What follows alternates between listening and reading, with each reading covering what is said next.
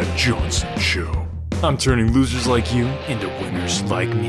You're about to enter the winning zone. Ladies and gentlemen, welcome to the Brad Johnson Show. It's been a while since I've been here. Haven't put out an episode in a bit. That is because I have actually been doing an ultra marathon. I've just been so busy with that. It has literally taken me, I don't know, it's been probably about 3 months here. I've just been on this marathon this entire time. It's been great. You know, I didn't really even get tired throughout the whole thing, but just feeling stronger, feeling good. And because of that, that is why I am bringing on my guest today. Oh man, ladies and gentlemen, I could not be more excited to have this dude on the podcast. He is an international speaker or something like. He has a podcast. I mean, this guy does like business coaching thing. I think he even wrote a book, which is cute. I've written like a lot of books, so you got to start somewhere. But anyway, welcome to the show, Brian Levenson. Brian, thank you so much for being on the show today. How are you doing, my man? Brad, I need you to go on tour with me and just be my hype man. I think. I'm not sure. It might not work out well. We'll see. We'll see where this goes. I'm excited to be here, and I'm not going to lie, a little anxious or nervous as far as where you're taking this thing, but I'm along for the ride. We'll see what happens. Yeah, it's a very natural reaction. It's people often compare my podcast presence to like basketball player guy who's really famous, some like standing in front of a legend, and it's kind of a little intimidating. So don't be intimidated. I want you let's just take some deep breaths, kind of cleanse your mind and stuff. You're among friends here. Okay. Fellow entrepreneurship. I think we can both agree that that's one of those bonds. Entrepreneurship is one of those bonds that like it goes beyond blood. Yeah. I don't know if I'd agree with that. I would go with blood over entrepreneurship, but I enjoy being around people that are creative and thoughtful and funny. And so clearly you're not funny, but most people that are funny, I enjoy being around. It depends on who you talk to as far as the funny side of things. It just takes a special person to get my humor. It's kind of on a higher level than some. Okay, so Brian, I want to just hear a bit about your background. And I'm not sure like how accurate that statement is necessarily, but am going to say it anyway. So go ahead and tell the audience actually. I'm probably going to do something else while you're talking. Just real quick, but about your background and where you came from, what you do, and why you do it. But most importantly, go ahead. Yeah, so I work as a mental performance coach and an executive coach. So my background, me too. Yeah, I bet you do. So my background's in sports psychology, and went to school for that, and went to school for executive coaching. And I love what I do. I get to work with all kinds of interesting people who are ambitious, driven, curious, open-minded, and thoughtful. And I love what I do every single day. Just get to have meaningful conversations and try to help people get from where they are to where they want to go. So that's a little. And where is that? Where is that, Brian? That's one of those questions that, where do people want to go? Because I have my own answers. I mean, obviously Madrid this time of year, just amazing. There's all kinds of places that I want to go. Where do normal people want to go though? Yeah. So normal people like me, when I say where they want to go, it's more about a vision for their life. Some people really want to focus on work and figure out where they want to get to from a career standpoint. Others want to figure out how they can be there for their family and be more present for them. And others are trying to achieve sort of both of those, or also focused on their health. And there's a variety of things. So for me, I'm not a one size fits all guy. So everyone's different. If I was working with you and you said you want to go to Madrid, I would tell you I went abroad to Madrid, spent 4 months there. Great city, cool country in Spain. And we'd work on getting you to Madrid. Yeah, but no need to flex here. Okay, we know you're world traveler over here. Okay, so speaking of flexing, Brian, I couldn't help but notice this kind of gave me some pause as to whether I wanted you on the show or not, and I was seeing in your email signature you had 3 websites. Now, Brian, do you think there may be you mentioned psychology and stuff? Do you feel like that might be a little bit of overcompensating for something? I mean, 3 websites. I mean, who really needs 3 websites? Nobody, and that's why they're gone. So now Uh, there's one, and it's called Strong ah, Skills. I don't know where see, you, okay. I know you've got a background in this world. I did not, so I would just pop them up, pain in the ass, website here, website there for all these different things I was trying to do.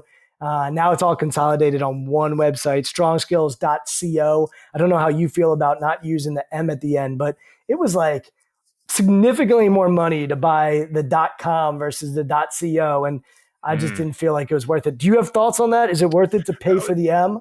Okay, so the Brad Johnson show, like our website was initially on bradjohnsonshow.website, which personally I think how can you get a better ending than website?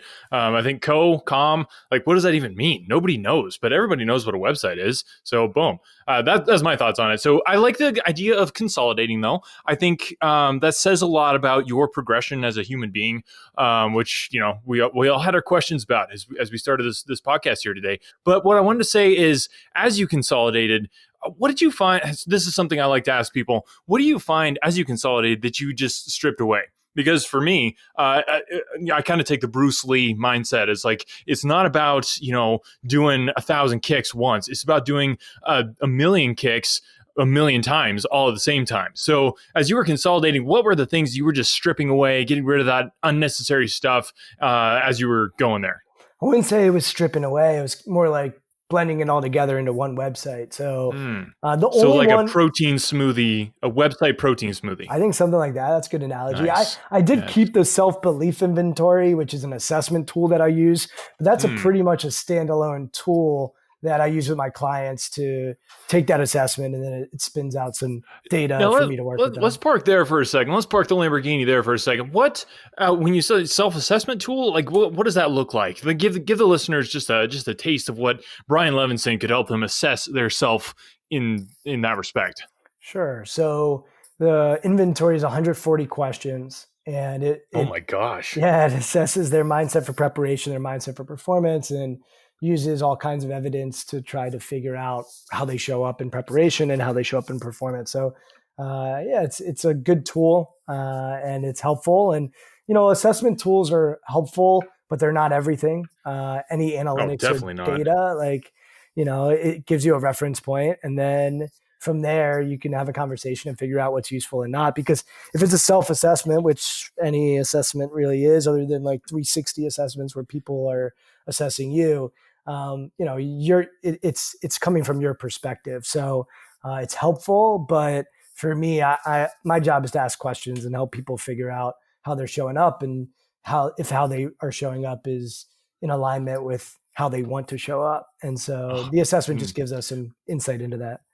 Yeah. So I guess what would you say to somebody who was like 140 questions seems like way too many, and they're like, let's just assess like quickly, like let's do something, just slam bam, let's get it done. I mean, as an entrepreneur, I mean, you probably know, and I know definitely because I am an entrepreneur as well. That like time is of the essence. So do you feel like the same thing with 3 websites, 140 questions, like maybe just a bit much going on here? Yeah, I work with busy people for a living. And one of the things I tell entrepreneurs is, why are you an entrepreneur? It's probably because you wanted to have some sort of autonomy. And so if you are Is the that boss, legal? that is legal. So if you're going to be the boss of your business, how about we create space and time for yourself, and carve that out? And so I know you mentioned busyness throughout our conversation today, and I would encourage you or anybody else to think about productivity and busyness, and understanding that they're not the same thing. And how do you make yourself more productive and create space so that you can be efficient with your time rather than just be busy all the time. I think a lot of people like to say that they're busy. How's work? Oh, it's busy. I don't think the goal in life is just to be busy all the time. The goal is to be productive. So, Course, and make a yeah. lot of money. Okay, so with that productivity, I wanna jump on that actually because I feel like that's one of my strong suits. I have so many; it's really hard to keep track, but that is definitely one of them. And so on productivity, what would you say is your number one? What is Brian Levenson's number one productivity tip? Man, I think that each person needs to think about what they are like and what their day is like. So for me, I am not a morning person, never been a morning person. So I'm sure a lot of the people you interview, oh, they wake up at 5 a.m., they meditate, they work out, they journal, they do all this stuff, protein shakes probably. And for me, I think I need to be productive in the middle of my day. So I Hmm. exercise at 8 o'clock. I try to do that at least 4 times a week to make sure that Okay. I'm in decent shape, probably not as good a shape as you are. Okay. But I think like each person needs to think about their own life, their own situation, their own system to be productive. So I'm not a big hack guy and say, oh, you do this and you'll be more productive. There are little things that I do. So when I am doing a podcast, for example, I turn on Do Not Disturb on my computer. When I'm working with clients, I do that. Those are little things that help me be more productive. And then there's stuff I do throughout the day, whether it's breathing or go for a walk or do a walk and I talk and definitely that recommend sort of stuff. breathing. Breathing's good. Breathing's Yeah, good. Don't definitely. forget to Okay, breathe. so yeah, uh, bit of a disappointing answer, but let's jump into triple investment. This is something that you seem to harp on a bit, which triple like that's three, correct? Correct. That is three. Okay, so with that in mind, those three things, what are they? Yeah, so we call it the triple investment because when we work with people, we are invested in them. So, I'm somebody who goes all in with the people I work with. I'm not a lawyer. I'm not charging them for my time. Maybe you'll tell me that's a bad idea. I think it ends up working out just fine for me. So I have to invest in my people, my clients that I work with. They have to invest their time and energy into the process of working together, and then together we create space to hopefully shift how they're showing up in the world and hopefully make the world a little bit better place and make an impact and lead the way that they want to, perform the way that they want to. So that's what we call the triple investment: is investing in them. They invest in our relationship, and then together we invest in something bigger than the two of us. Oh, it seems like a lot of work. So with that, as they're doing some kind of a paradigm shift, and you mentioned how they show up in the world. Um, I feel like the best way that I show up is in usually my McLaren. I think that one is the one that usually gets the most amount of looks and that type of thing. As you look out in the world and see all the losers out there, what do you say is like, okay, you're just doing it wrong as far as showing up? Like what is the main thing on that the showing up side of things that you would just say most people need to work on? I wouldn't say right or wrong, but for me, I'm always trying to be intentional with what I'm doing and be thoughtful with what I'm doing. And I think when I've studied a lot of elite performers, there's an intention to the way that they're showing up and their routines and their habits. And you talked about productivity earlier. They're thoughtful about what they're doing and when they're doing it. So I think that's a big piece, as far as getting people to be more aware and then being intentional to what they want to step into. And if that's a McLaren, totally cool. Or if that's, their family, that's cool. Or if it's, enjoying their life or giving back, whatever it might be, I think intention just plays a big, big role. Okay, intention. Gotcha. Okay, definitely not the answer I would have given, but we're working on it. So with the moving on to your book now, like I said, it's very cute that you've written a book. And it sounded like you were actually thinking of narrating it, or you had narrated it yourself. I was going to hire you, but I was like, you would have been, honestly, Brad, you would have been good for half of the book. So Well, out of your price range, but yes. half of it. So the book is about shifting your mind. It's called Shift Your Mind. And the book is Uh, about your mindset for preparation being different than your mindset for performance. So we talk about being humble in preparation, which you probably struggle with, and arrogant in not performance, at all. which you've got. We talk about working in preparation and then playing in performance. We talk about focusing on the future in preparation and then being present in performance. So we break down 9 of these shifts, and I think you've got the performance mind down nicely. Heck But yeah.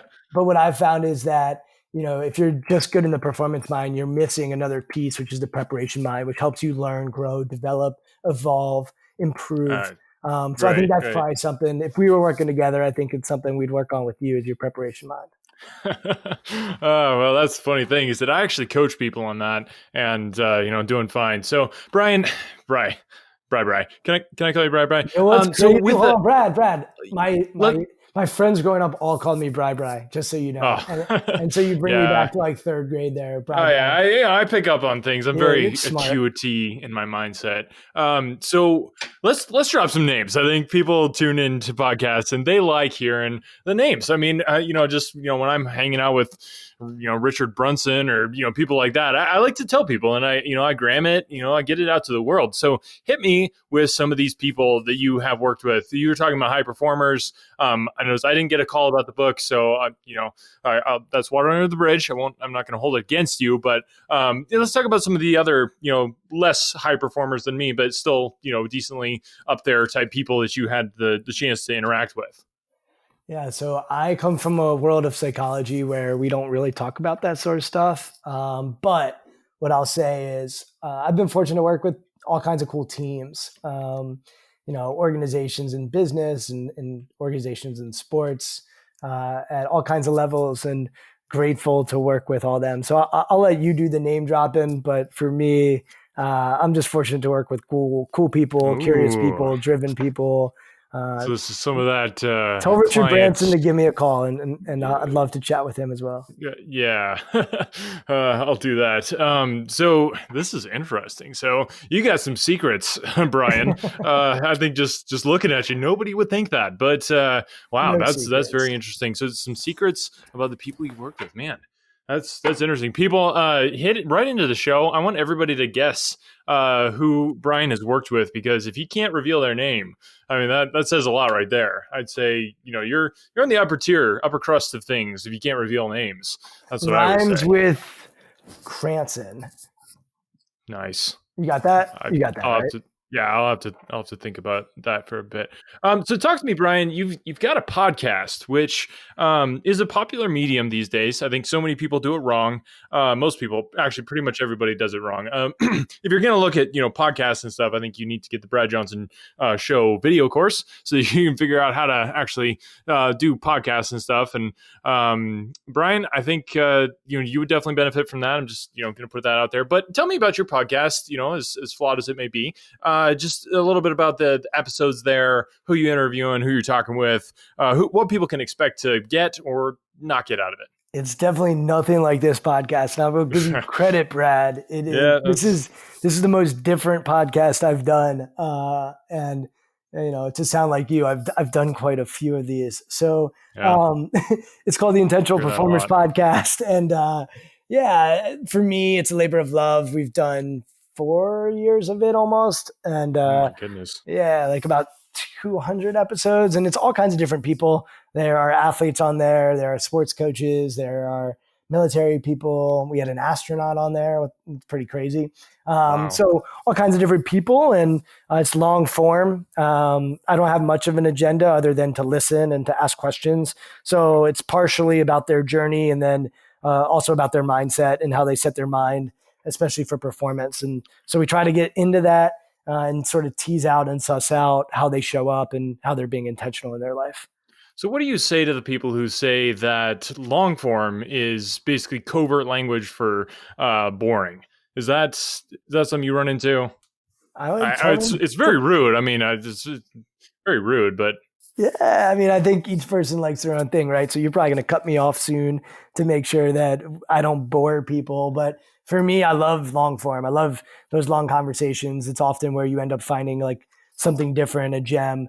A lot of the podcasts I love to listen to are long form. So for me personally, I like it. And I just took the approach of trying to create a podcast that I would like to listen to. Maybe that's selfish on my end.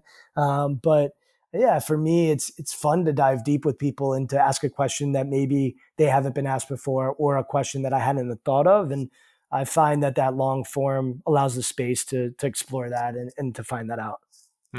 Okay. So with the astronaut, I think I probably just this is just some free business coaching advice here, as just live on the podcast. I probably wouldn't mention the whole astronaut thing. I think people have pretty much figured out the whole hoax of being in space and all that sort of thing. So no need to don't want to bring down the podcast before people even listen to it. Who's the most famous guest that you've had on there? That's one of my favorite questions to ask people. Just kind of compare notes on the fame that's been on the show. I have no idea who's the most famous one, but I'll tell you the astronaut is Chris Cassidy, who was up in space or wherever you think he was located in maybe some Yeah. cubicle somewhere. Sure. But Chris was up in space when they just launched the SpaceX. Those astronauts met Chris up in space. I guess he went up from like Kazakhstan or somewhere like that. So He just lives there. pretty cool dude, man. It's up in space. Right. So I don't know if that's like fame, but for me, like, I don't know what you were like as a kid, Brad, but for me, I remember like eating astronaut ice cream and just looking up to astronauts. My 4.5-year-old son wants to be an astronaut one day. I don't know. I thought that was pretty cool. I don't know on the fame level if that's what you're looking for, but yeah, we've had some well-known people that are really cool. But honestly, Brad, a lot of my favorite guests have been people that no one's ever heard of. So there's a guy named Josh Basil, who's a really amazing guy. Another guy named Race Bouillon that I think of that people probably haven't heard of too much. They need to work on their branding.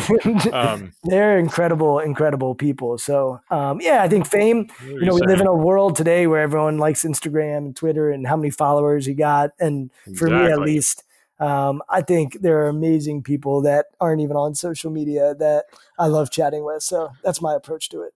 Wow. Okay. Well, Brian, agree to disagree. I think people can make their own judgments as to how that works. But yeah, so people, Strong's Kill. You're fired from my hype guy. You can you're not coming on tour with me anymore. Okay. Well, first of all, Brian, you're fired. Hire me. Okay, Donald Trumping you. You're fired. I haven't seen your money. You're fired. Okay. Strongskill.co is the website, and you can spell that however you want to. And Brian Levenson, and I think I pronounced that right, and the Intentional Performers podcast. I thought it was International Performers, which seemed a lot more interesting than the intentional one. But I could give you some more business coaching on the branding side of things. But yeah, Brian, anything you want to leave the podcast guests with? Anything that I didn't ask you that you just have to get out there, or just things that I didn't care to talk about? No, this was fun, Brad. The website is strongskills.co. The podcast is Intentional Performers, and the book is called Shift Your Mind. It's available everywhere books are sold. And Brad, this was different. This was fun. Appreciate you. It's 5:00 on a Friday. I'm sure you've got somewhere to be, even though you're on sort of West Coast time, but really appreciate I'm on any coast time that I want to be, Brian. I appreciate you giving me the time to chat, and this was fun. So appreciate you having me on. Yeah, man, I hope you take to heart what I've told you here today. And, if you want some extra juice to your podcast, I'd be happy to come on and really just give it that fame factor that I think you're lacking right now. So definitely, people, check that out. Check out Brian Levenson. He's got some stuff. So we'll, thanks so much again, Brian, for coming on. Thank you, everybody, for listening. Remember to share the show. Somebody that who could use some more winning in their life, and that's probably everybody. Talk to you next time. Ciao. You've just listened to an episode of awesomeness. Now, go out and spread the awesomeness and help others fix the mess that is their life and help them stop being a loser and start winning in business, health, and their personal life by getting them to listen to The Brad Johnson Show. Book your face, tweet your tweets, and Insta your grams at Brad Johnson Show. The Brad Johnson Show. Winners only.